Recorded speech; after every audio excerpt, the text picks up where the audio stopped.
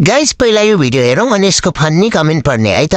यस्तो हो नि त अब तपाईहरुको सेतो छ मेरो कालो छ त्यही हो धेरै प्रगति गर्न फेसलाई मात्र आई लभ यु अर्को त पाउनु पनि पर्यो नि भाइ तिमीले हेर्यौ देख्यौ त्यो त बुझाउ रुको जरा सबर करो कसैले नराम्रो भन्लान् तिमीले नराम्रो नमान्नु तिमी एक नारी हौ त्यसैले दुःख भएर नडराइकन फेरि अर्को काण्ड बनाउनु जुन ठाउँमा जिन्दगीभर घामले भेट्दैन त्यही ठाउँमा सधैँ किन कालो हुन्छ है माया।